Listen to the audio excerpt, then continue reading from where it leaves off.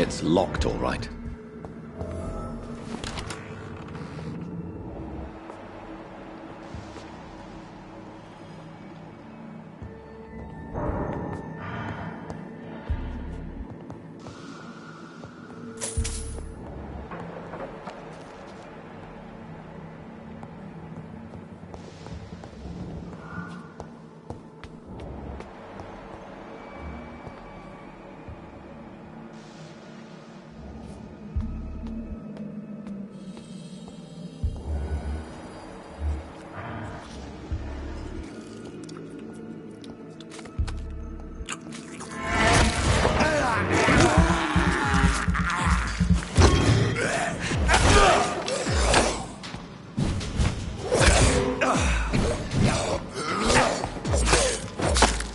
Behavior is similar to the infected William Bishop. Must be the same strain. This sickness moves faster than influenza.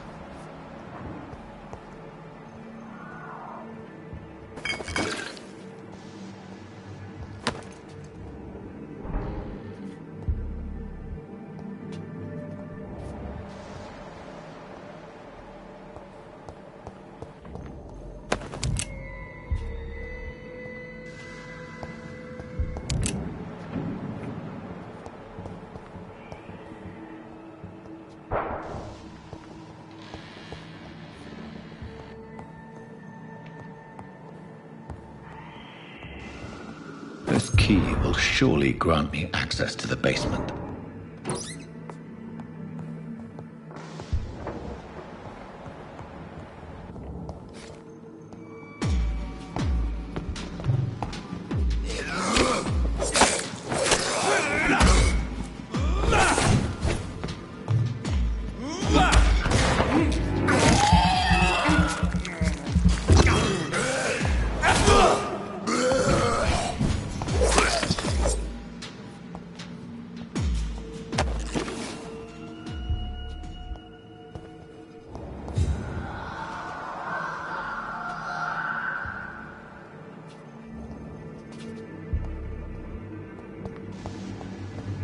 It's locked.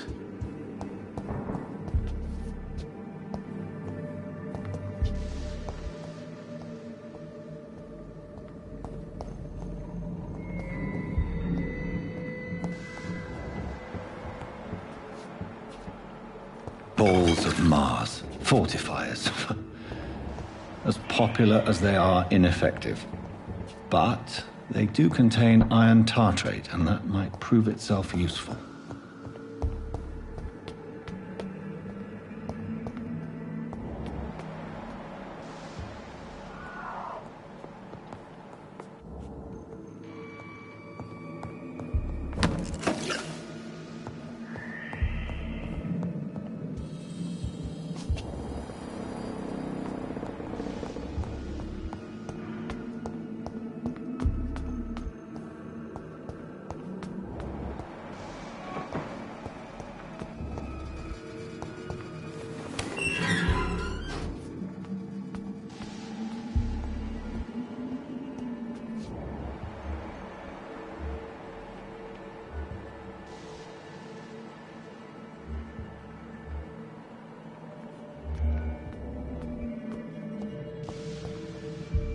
These scowls feed from corpses and the husks of animals. They're not our blood.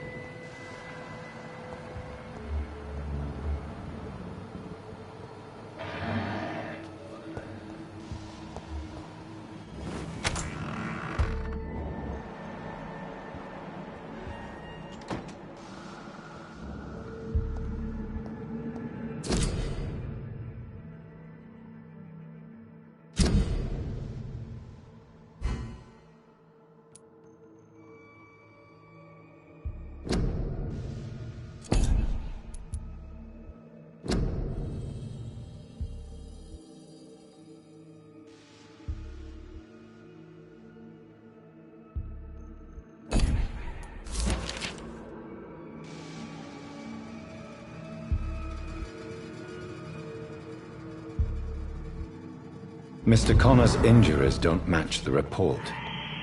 I'd better look into this. It's locked.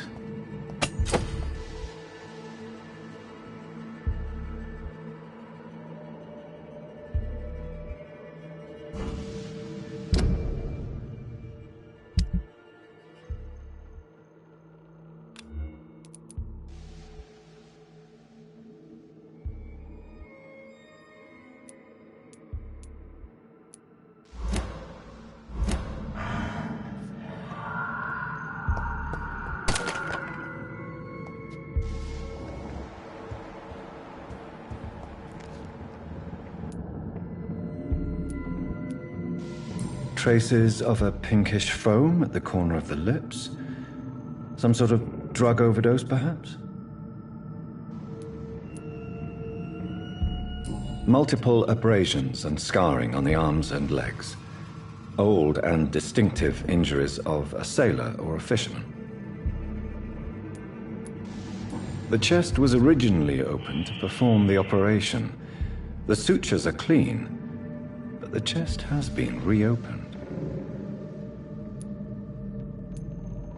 A puncture over the left lung, possibly a chest tube insertion. Not the cleanest work, but I think it was successful. Signs of internal bleeding. So, Dr. Tippett's anesthetics were incorrectly dosed, causing the patient's death. And then he tried to operate on him again. Tippett has made an egregious error. It's time we talked.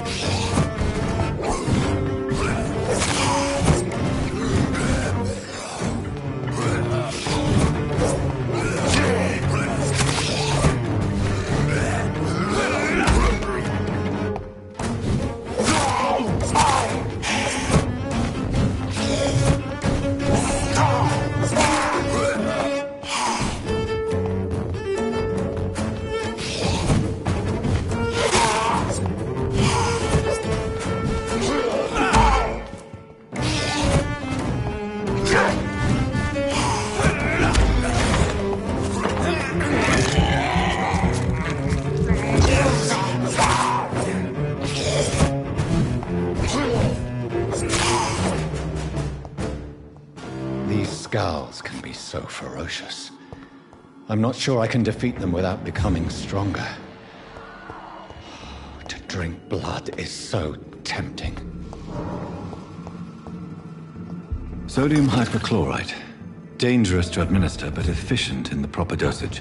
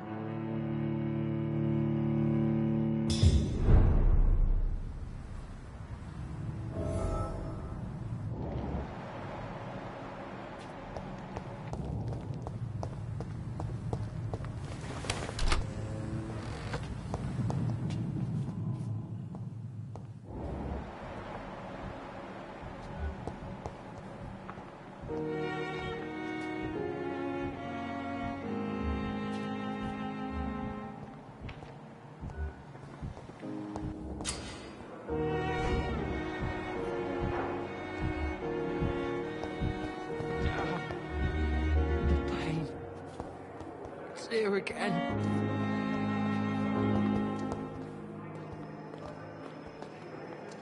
Good evening, miss. I'm Dr. Reed, the new surgeon at the Pembroke Hospital. And who are you? Your name has no meaning to me, mortal. You're nothing but dust blown by the winds of eternity. I beg your pardon? What are you begging for, mortal? My clemency?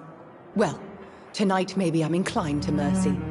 You'll never forget the night you met Thelma Howcroft. You keep calling me mortal. Why is that? And if I'm mortal, what are you?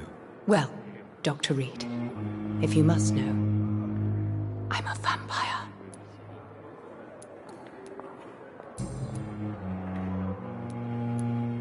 And why do you believe you're a vampire? I don't need to believe anything. It is what I am. It is what I feel within this hollow shell of flesh.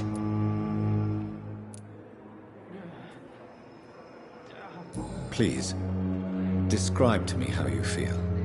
What is it like to be a vampire? I can hear my body crumble from the inside as my flesh cracks and fades. I sense the last pulse of postulant blood within my drying veins. I need new blood. I see. Have you ever heard of Cotard's syndrome, Miss Howcroft? Never. It's a mental illness discovered by a French neurologist named Jules Cotard. The affected patients are delusional. They believe that they are putrefying, that they are dead, a ghost or a ghoul, or in your case, a vampire. Delusional, you say?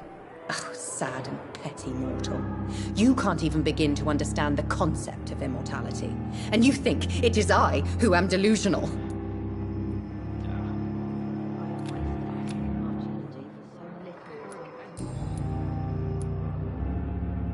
I'm assuming you must be a patient here. Am I right, Miss Howcroft? It's only a cover. To hide from my enemies. I can leave whenever I want. As a woman, a spirit, fog, or bat. Who are these enemies you mentioned? Can you describe them? I cannot say for sure. But I sense their eyes on me from nearby. I feel them watching me every time I visit the garden near the morgue. The staff here are not your enemy. They're here to help you, to care for you. I'm not speaking of the doctors in white. I'm speaking of the men and women who hunt me. For I am a vampire. I see. Don't worry. These people will not find you here. I'll personally make sure they leave you alone. Thank you, mortal. But do not interfere with them, for you are no match for those that hunt me.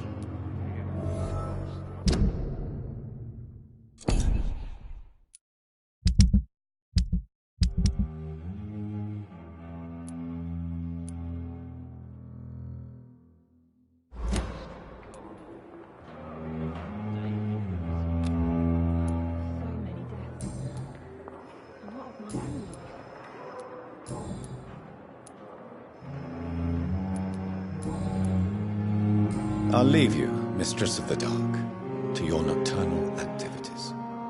Damn. The pain. It's here again. I wonder why the Goswicks came here in the first place.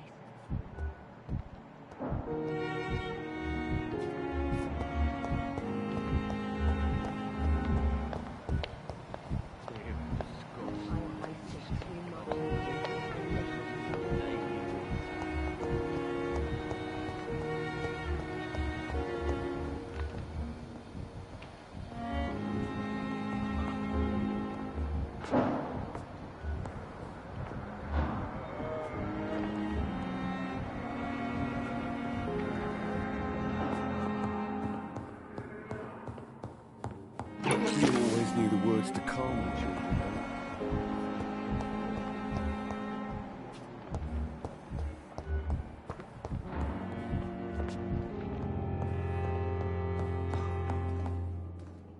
Finally, you've returned, Doctor. Did you find anything of value? Yes, nurse. You've worked your first miracle, Doctor. Now, this patient here needs immediate treatment. Duty calls. When the storm has passed, I'll show you how to mix the remedy yourself with the same basic ingredients. Many thanks, Doctor. When you've finished, you ought to report to Dr. Swansea in his office. He's been looking for you. Seemed pressing.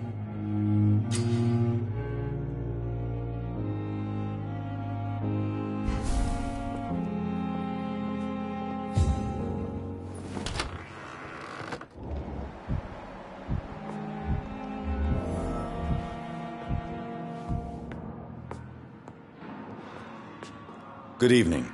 I'm Dr. Reed. Can I help at all? No. Really? Why are you here, then? I don't want to talk. My throat hurts too much. I suppose that this pain is the reason you're here. Is someone taking care of you? Yes. And no. Could you at least tell me your name, sir? Mortimer. Mortimer Goswick.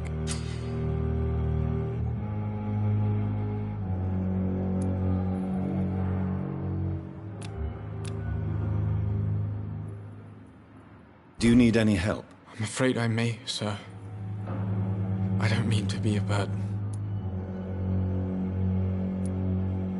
You are not a burden, sir. Healing you is my responsibility. And you have my gratitude for that.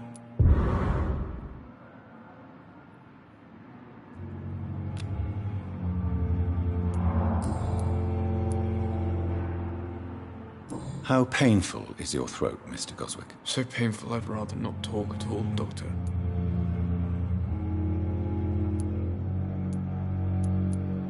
I'm sure you realize a doctor and his patient have to communicate, sir. Would it help if I gave you some paper and a pen? Not really. I see. Then maybe it's not just your throat that hurts, Mr. Goswick. Perhaps your sore throat is just the consequence of something more hurtful. Yes, maybe. But I don't want to talk or even write about it now.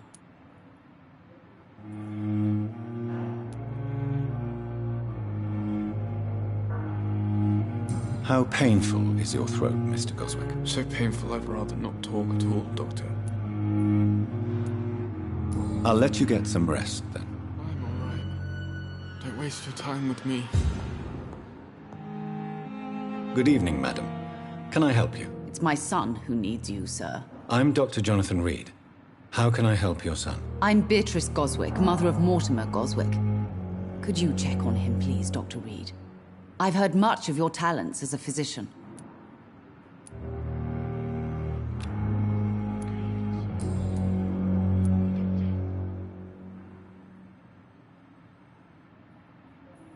What can you tell me about yourself, Mrs. Goswick?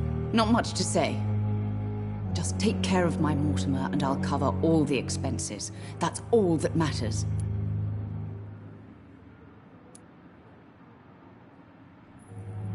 May I ask if you have an occupation, Mrs. Goswick? I'm a teacher by profession. I teach young women who are more ambitious about their futures than their families. Are you really that rich? Most of the patients here are of a more humble origin, if I may say so. Yes, thanks to my husband. May he rest in peace. I can cover any needed medical expenses.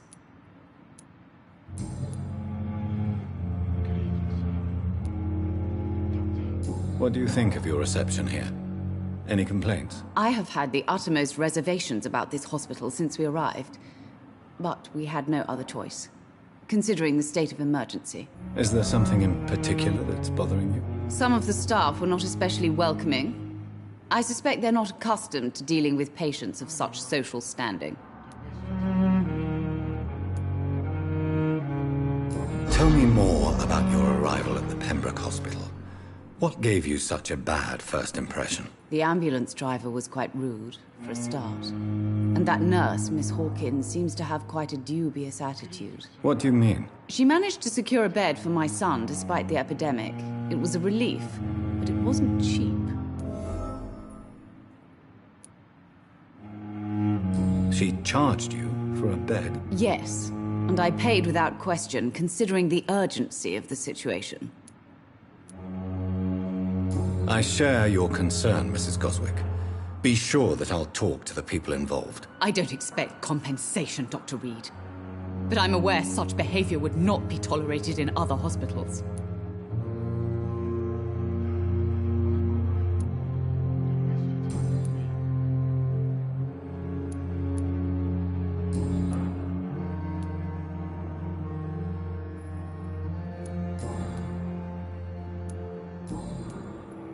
Goodbye, Mrs. Goswick.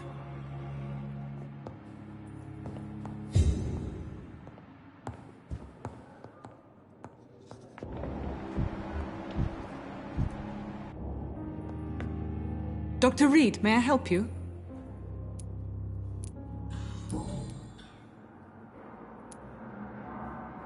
What can you tell me about our patients here at Pembroke?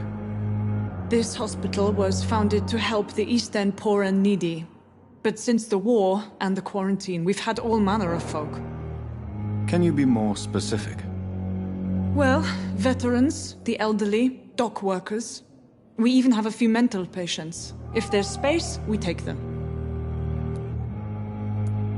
What can you tell me about the epidemic, Nurse Crane? I've been out of touch since I've come back to England. Everyday folk don't know how bad it is. The papers certainly won't tell them. Not as long as the war is raging on, anyway. News on the front stated that the Spanish flu was under control, at least in Britain.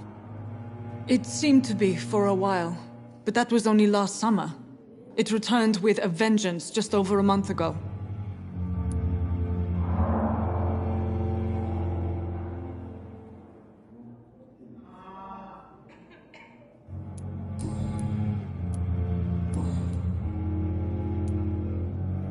For how long have you been working here, Nurse Crane? I first volunteered at the Pembroke in 1911, a few months after Dr. Swansea was appointed. And before you arrived here? If you must know, this was my first job. Well, Dr. Swansea certainly has confidence in your abilities. Are you in charge of the nursing staff? Not in an official capacity, but the Pembroke doesn't always work above board, so to speak.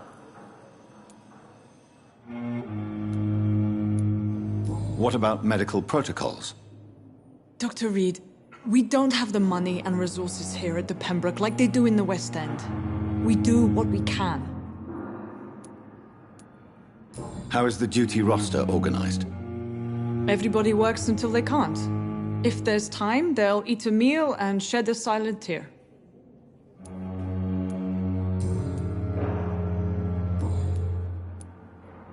I'll see you later, Nurse Crane.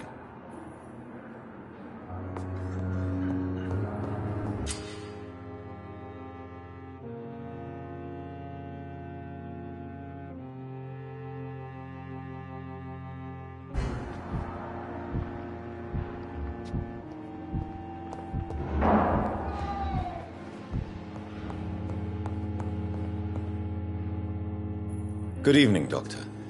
I believe we're going to be working together. Dr. Reed. Dr. Swansea informed us of your arrival, but I could not dare to believe we'd have such good fortune. Such an honor, sir. Thank you. And you are? I am Thoreau Strickland, Dr. Thoreau Strickland. I'm a great admirer of your work, Dr. Reed.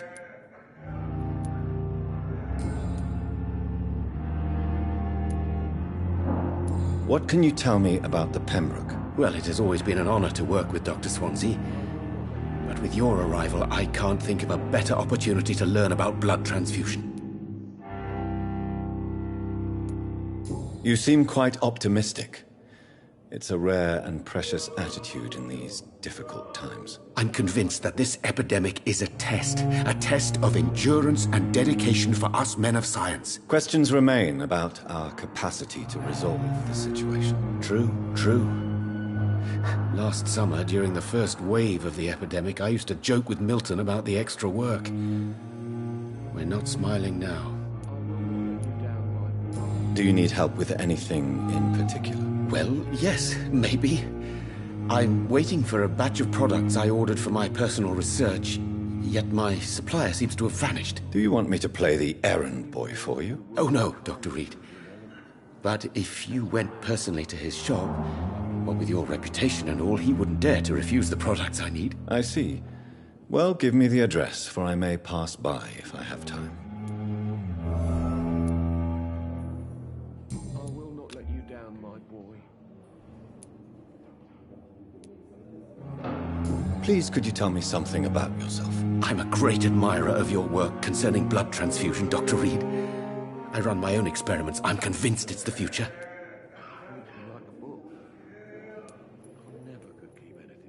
I based my technique on my mentor's research. He helped me perfect my method. What is yours? I'd rather not talk about it. For now, it's just theories and first approach. My process is purely experimental and unsuccessful. As long as you're cautious and methodical, you may remain empty-handed, but you won't fail. You're not the first one to warn me, but I am convinced knowledge is the main weapon against the ravages of this epidemic. What made you choose to be a doctor? I'm not ashamed to admit you and your work have inspired me. I am honored to have the opportunity to work by your side.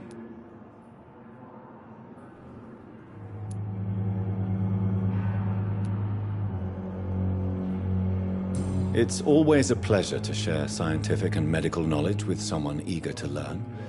I'll be glad to help you if I can. This epidemic may be the century's most terrible disaster, but I'm convinced that we, as doctors, are the only ones able to defeat it.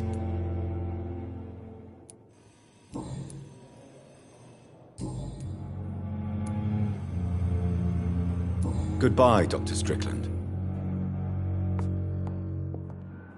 You always knew the words to calm the children. Good evening, sir. I'm Dr. Reed. May I help you? I don't know if a third opinion is needed.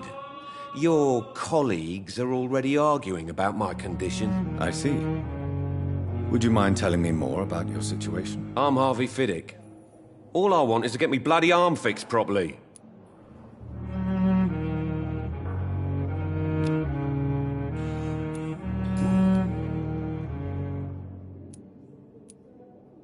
Tell me about yourself, Mr. Fiddick. I'm just a regular guy waiting to get his arm fixed, so I can return to work and to my family. I was more curious about what you were doing before being hospitalized. I'm a carpenter, and a good one too. But that means I need both arms to feed my family, Dr. Reed. Are you satisfied with your treatment here? Well, it's clear that I've chosen a bad time to be injured. Forgive my bluntness, but you seem overwhelmed by cases of the flu. I won't lie to you about it. I'm afraid we are. Are you sure you don't want to operate yourself, Dr. Reed? I have the feeling you're very capable. And your colleagues seem to think so too. In other circumstances, you would be right. But for now, I don't think I can take on the responsibility. My apologies. Tell me about the doctors who are arguing about your case. Strickland and Aykroyd. They both want the best for me, but there's a lot of pride there. Doctors are no different from carpenters, it seems. What do you mean? I often had professional arguments with rivals on a building site. Difference is I disagreed about wooden nails, not flesh and bones.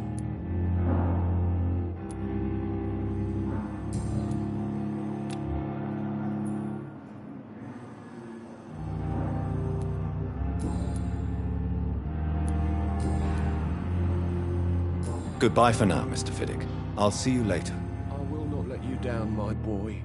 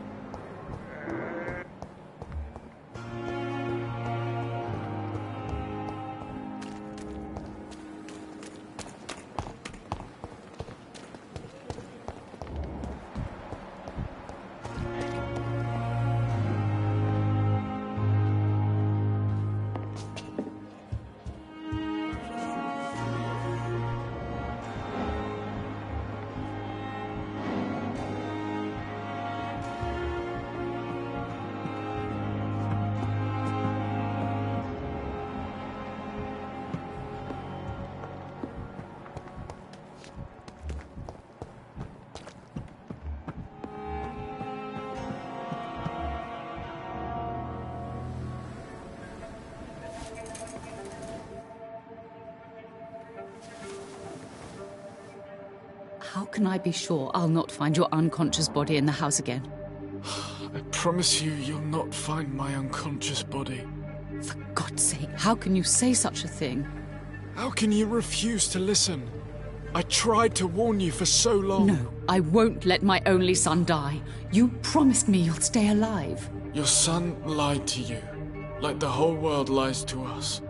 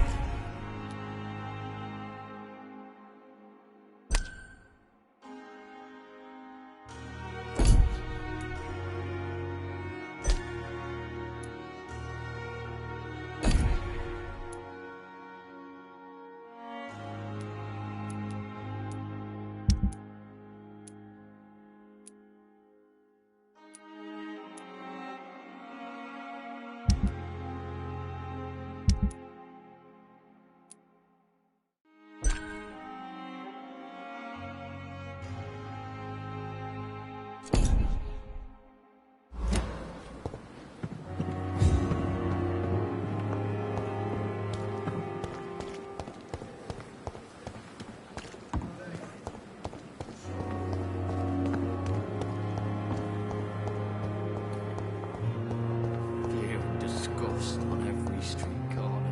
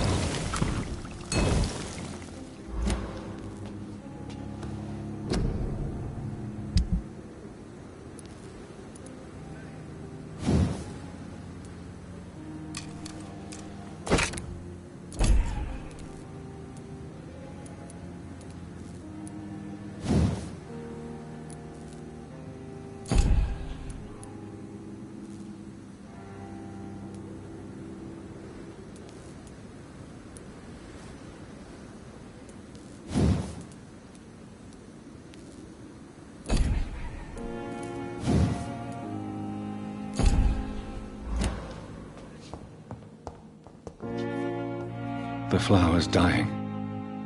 It needs water.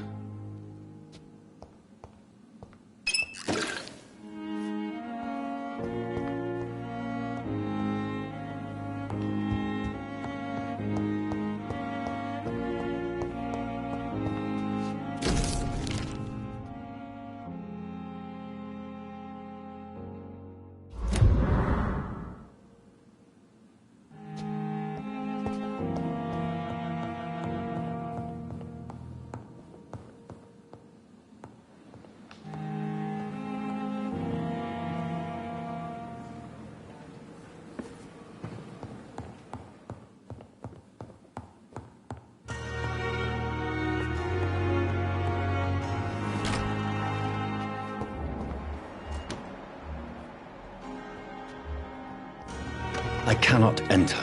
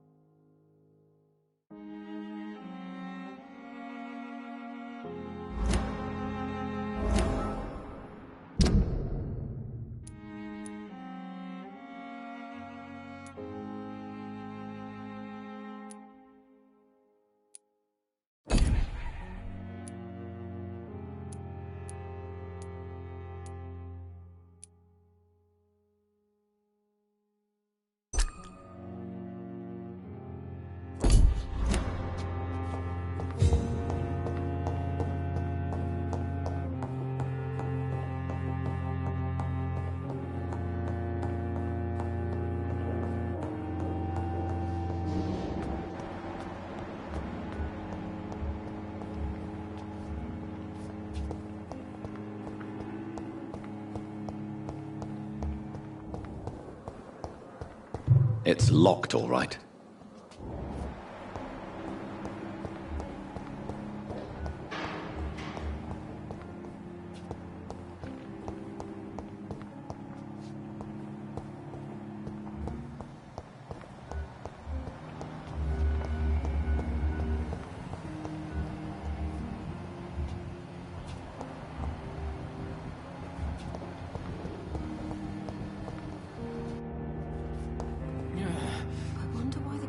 Good evening, Mr. Hampton. How do you feel? Dr. Reed, is it? Oh, sir, I must apologize for my behavior. What do you mean? I was not myself in the factory. Fear and exhaustion made me say awful things to you, I'm afraid. You remained perfectly nice and polite. A little delirious, perhaps. But who wouldn't be after enduring an abduction? Thank you, Doctor. That's a relief. Now all I need to do is rest and return to my flock.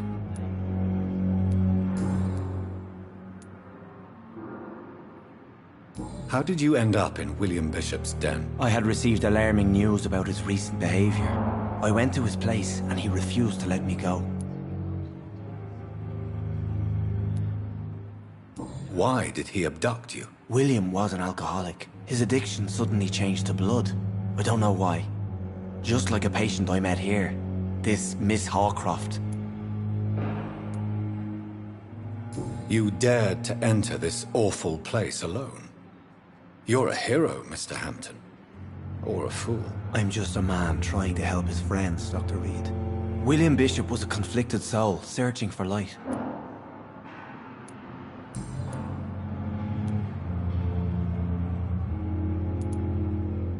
Do you know Tom Watts, the bartender from the Turtle? I met him before I found you in the canning factory. Tom? Yes, of course. Always the helping hand, good old Tom. Without men like him, corruption and despair would have wiped out the East End long ago. People are still in despair. How could it be otherwise? The authorities have left us all to rot in this contagious nightmare. No drugs, no advice, nothing. It's a damn shame. Who should I avoid in this part of town, then? Any particularly evil figures? Not really. Most men and women are just doing their best. And it's not my habit to speak ill of people I know, Doctor.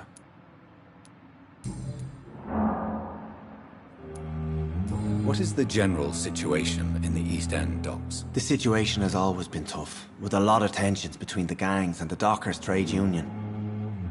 The wet boot boys are very nervous since they lost their leader.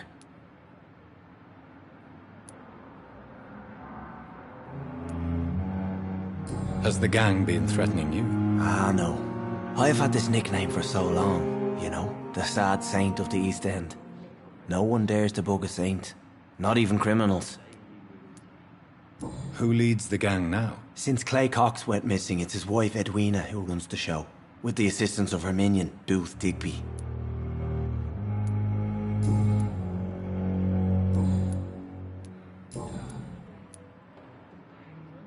Have you made friends since you arrived? Not really, but I recognize Miss Harriet Jones. I knew her when she lived by the docks. That poor woman had such a miserable life. You never came to see her here at Pembroke?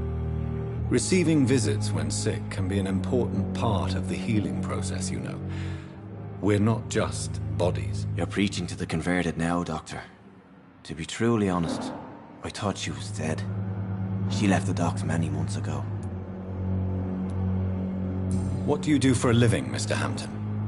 I can't help but notice the cross around your neck. I manage a night asylum for the poor and homeless of the docks. And I try to guide the lost and hesitant on the right path to our Lord. Are you a priest, Mr. Hampton? A deacon, maybe? Not at all, Doctor. I'm just a man of faith willing to preach the good word. Why didn't you use your cross against William Bishop? To repel him somehow? That's a very strange question, Doctor. A cross is no magical token, if that's what you were trying to say. Not mine, anyway. How do you feel, Mr. Hampton? Medically speaking, I mean. I feel exhausted. Beyond exhaustion, actually. William drank so much of my blood in his madness. I feel Empty. You're in good hands here. Dr. Swansea is well versed in blood transfusion, and I'm sure he'll take the best care of you. Thank you, sir. I believe all I need is rest. And then I can go back to the people who need me. Goodbye, Mr. Hampton. We'll talk again later.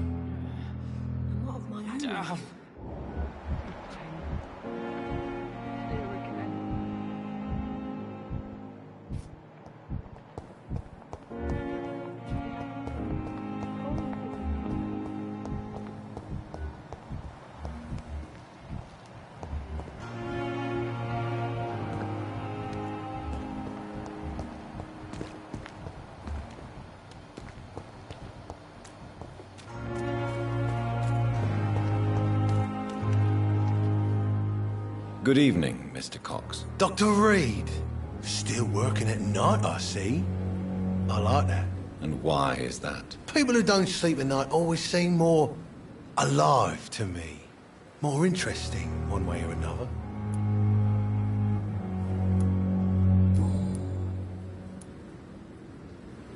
How is your hospitalization going, Mr. Cox? This is a shitty place with shitty staff. But as long as I'm treated all right, I'll be fine. What's wrong with the Pembroke staff? That bastard you sent to bring me here, Milton. I thought he was going to break all my bones before I reached my bed. I see. Any other smart comments? The nurses aren't too ugly. Especially that foxy one, Nurse Crane. Pretty brunette, tough attitude, oh, I like that. What's wrong with the hospital? Come on, Dr. Reed. The place is a dump. Smelly, sad, and dirty. But you're alive thanks to the efforts and dedication of the staff here, aren't you? What are you expecting, a medal? I thought that saving lives was just part of the job. Must be an unsatisfactory profession at this time, I'm sure.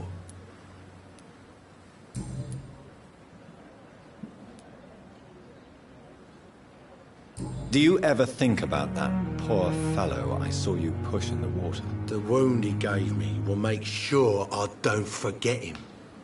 Still fucking hurts. Boss had cut me good.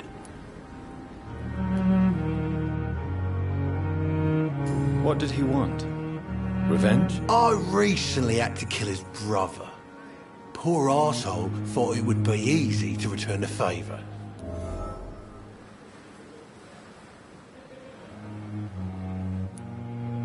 Only the strongest survive, then? Survival at all costs. Is that all you think about? I'm the toughest bastard you'll ever meet, Dr. Reed. And I don't give a fuck what you think of me. That man was determined to murder you. You almost died. What a surprise. The first time I met him, he nearly shit himself. Fucking coward. I guess revenge gives you balls.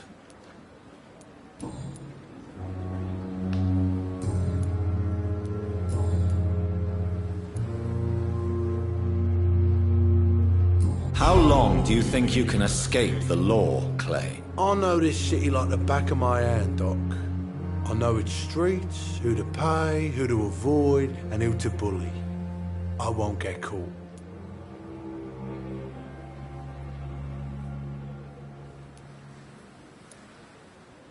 We can't escape the consequences of our actions. The past catches up with us in the end. I ain't afraid of death. I don't hide who I am.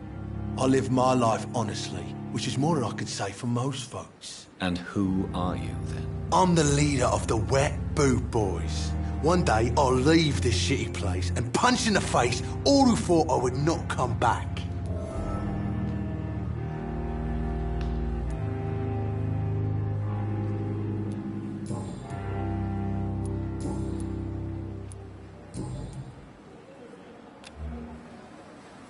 You're lucky to be alive, Mr. Cox. I hope you're starting to take better care of yourself. This place is full of sickness and decay. How could I get better in such a dump? Consider yourself lucky that I'm treating all of my patients equally. But don't push your luck. Don't play the innocent with me.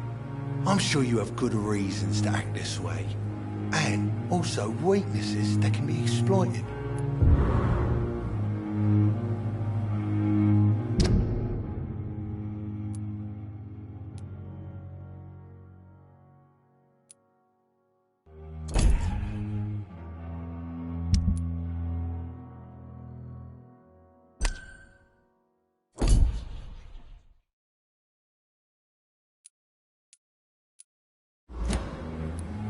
I'll leave you for now, Mr. Cox.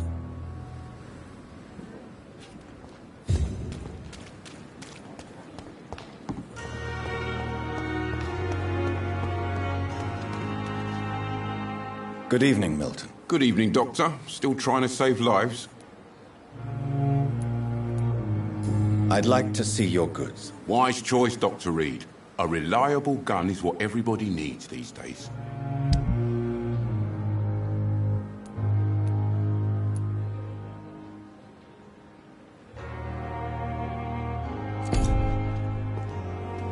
Good evening, Milton. Good evening, Doctor. Still trying to save lives?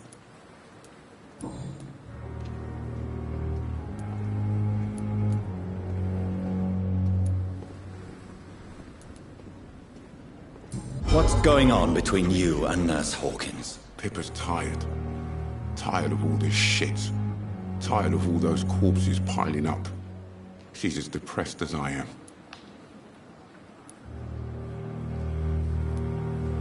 During the war, I witnessed a few couples just like you come together in difficult circumstances. It can be very damaging. Maybe you're right. But we support each other. And that's all that matters. You do realize you could both get fired. Hospital staff are not meant to have intimate relationships with one another. Come on, Dr. Reed. Do you know how many rules are broken in this hospital every day just to keep it running? There's nothing wrong with what we're doing.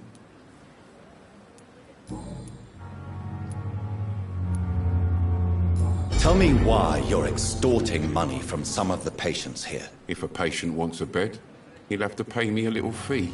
That's all. Where did you get the idea for such an immoral scam? Funny you should ask. The first time it was from a patient who bribed me to get a bed. It's only then I realized I could make a fortune. Admit it. Nurse Hawkins is more than your lover. She's also your partner in crime. Of course she is. How else could I tell which bed is free? I need to know that. Have you no shame? Don't you see the city is crumbling down? Today people are ready to pay to get a hospital bed. Tomorrow we may be fighting for food.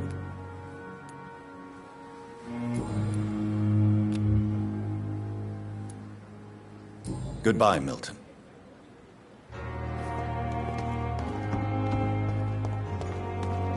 Another night with the glorious battalion of Pembroke. Stop following me.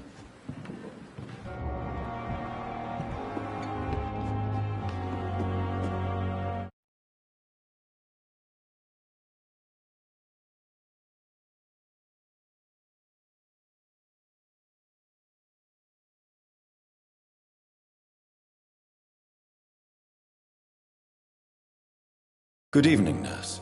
I'm Dr. Jonathan Reed, the new surgeon here at the Pembroke. Dr. Swansea has already told us about you, sir. I'm Nurse Gwyneth Brannigan. Welcome to the Pembroke Hospital. Did he really? It's a good thing I wasn't hoping to keep a low profile. All members of staff have already read about your new blood transfusion technique. Dr. Swansea made sure of that. I see. Well, I'm a little surprised, but I suppose I'll just have to deal with this unexpected notoriety. You must know, blood transfusions are Dr. Swansea's primary subject of research. He is convinced it is the future.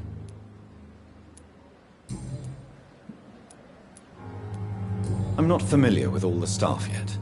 Perhaps you could help me. Brilliant professionals, most of them. Dr. Swansea has a gift for recruiting talent. Most of them. Is there a problem I should know about, nurse? It would be inappropriate for me to speak ill of a colleague.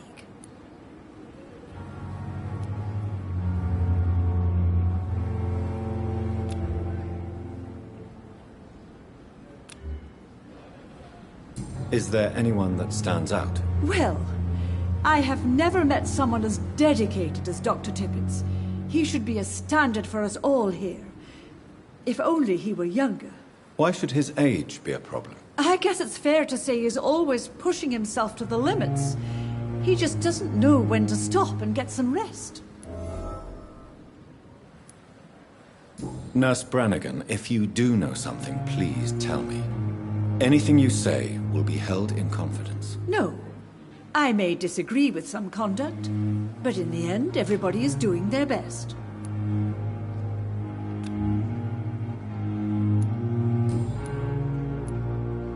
How are things here? Not good, to say the least. We're struggling against an invisible enemy, more lethal than any bullet from a gun. It's hard, Doctor. An invisible enemy? Quite a poetic term for a disease, especially from a nurse. Sorry, Doctor. These last few weeks have been exhausting. We could all do with a good night's sleep. Do you think this hospital can survive the epidemic? We are all volunteers here, and we're trying to hold fast, but how do we beat an invisible killer? Some nurses have already resigned.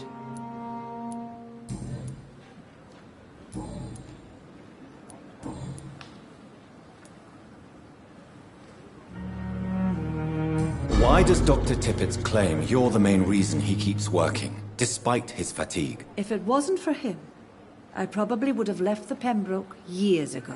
Dr. Tippett does not think of you as just a nurse anymore, does he? If you're suggesting he's not taking my gender into consideration when it comes to medical practice and knowledge, I really hope he doesn't. Tell me what Dr. Tippett did. I know his mistake caused a patient's death. If I had not covered up his error, Dr. Tippett would have been fired from this hospital. I could not let that happen. You can't allow your emotions to dictate your conduct concerning patients, Nurse Brannigan. Look around you, Dr. Reed. Do you really think we can afford to lose a brilliant practitioner like Dr. Tippett in our situation?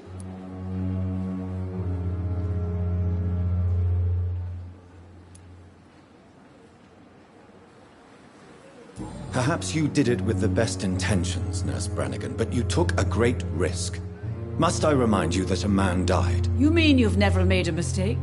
Never covered your tracks? Come on, Doctor. I wasn't born yesterday.